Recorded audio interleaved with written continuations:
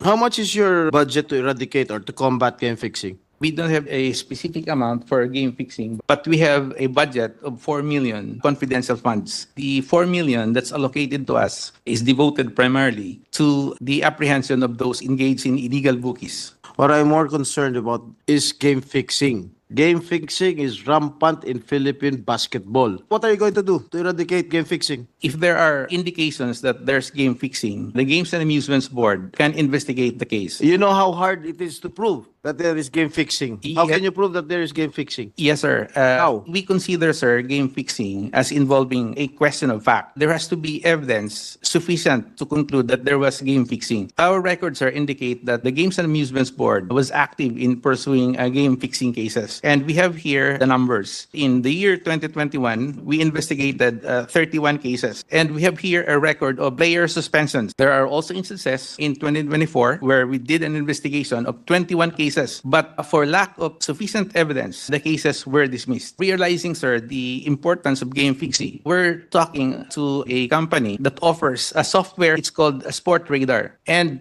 they can help establish whether or not there's game fixing. They would have statistics to back up their findings. But after their presentation, the indication from their software that there was game fixing will not still be conclusive. There would be other evidence to convince the regulator that, in fact, there was game fixing. As chairman of the Games and Amusement Board, how do you apprehend or suspect that a player is involved in game fixing? If there's a huge variance between his usual performance as against his performance in the game that's under investigation, that could be one good indication that there could be game fixing. If there's a deviation from what we can consider as normal, that could be sufficient to trigger an investigation. Have you triggered any investigation? During my term, starting in June 10 of this year, I haven't received a report that there was game fixing. Although, in my term, we were able to talk to the software entity that offers a tool to help establish if there was game fixing. As I've mentioned earlier, even the collegiate basketball team, even yung high school, you know why? Na-influensyahan sila. Hirap sa buhay. They resort to game fixing. Pag na-delay ang sweldo, iba na laro nila. They will play below par. That is what is happening right now. And you have to have a mechanism on how to apprehend these game fixers. Minsan meron ng mga third party, yung mga kumakausap ng mga player, plus 5 kami, plus 6 kami. Dapat hanggang dito lang laro. Meron pang mga tinatawag na over-under. We recognize the enormity of the problem, and game fixing would go into the very heart of the game, which is the integrity of the sport. Although it's challenging, again, to prove that there was game fixing, sir. We are considering engaging the services of that software provider, sir, because they claim to have the capability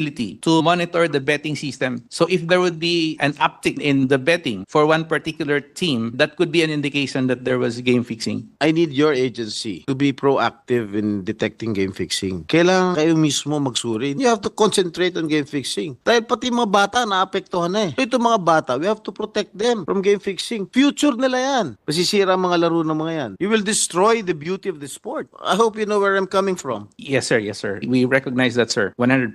I have here with me, Mr. President, the list of cases that were heard by the Games and Amusements Board. And we have here a record of players who were suspended after an investigation by the Games and Amusements Board. This happened in 2021, sir, based on records. And the players involved are Rendell I'm excited. Thomas Sinining. He was meted a suspension of 6 months, which is practically one season. And then we have Hercules Tangkay, Reed Hontilla, Francisco Arong, Don Henrik Ochia, Ferdinand Lusdok. They were meted a suspension of 3 months. The equivalent of a capital penalty in criminal cases would be the revocation of a license, because if your license is revoked, you would be deprived of employment and your chance of playing in the professional league would evaporate. We have here a record, again in 2021, of players whose licenses were revoked. Frederick Rodriguez, Juan Andre Aspiras, John Cedric Peñaflor, Dismori Joshua Alcover, license was revoked. Jean Mina Villeza, Michael John Calomot, Ryan Clarence Benefe, John Peter Benefe. These players are no longer eligible to play in the league. It seems to me that the jurisdiction of the Games and Amusements Board would be limited to disciplining the players, and the penalty could range from suspension, as we mentioned earlier, to license revocation, and the rest of their liability could probably be determined by the courts. reports. This would show, sir, that the Games and Amusements Board had taken an active role in investigating suspicions of game fixing, and if the evidence warrants, and in this case, the evidence were sufficient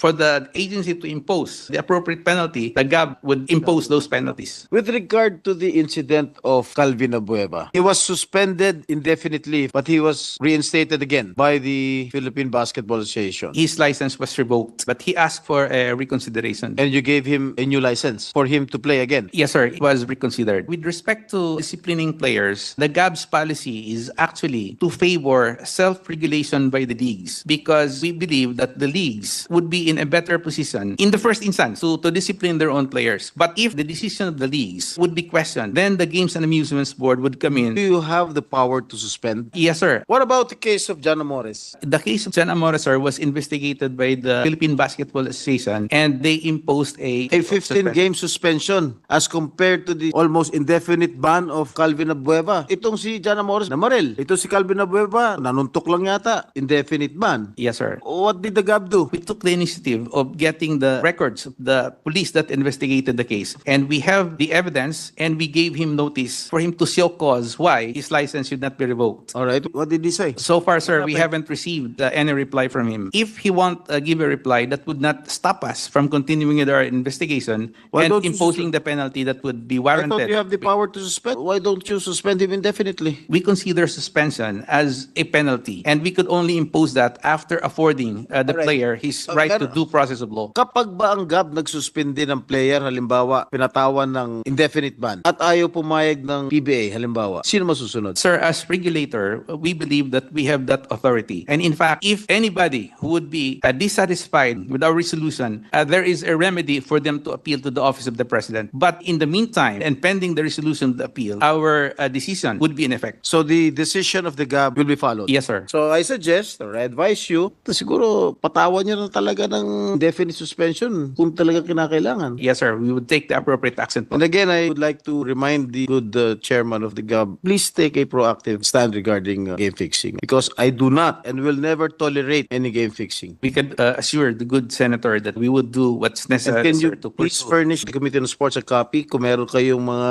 na-detect, na-imbestigahan na involved in game fixing, especially sa PBA at sa MPBL, including the NCAA and UAP. Yes, sir. We will do that, sir. Thank you very much, Mr. President.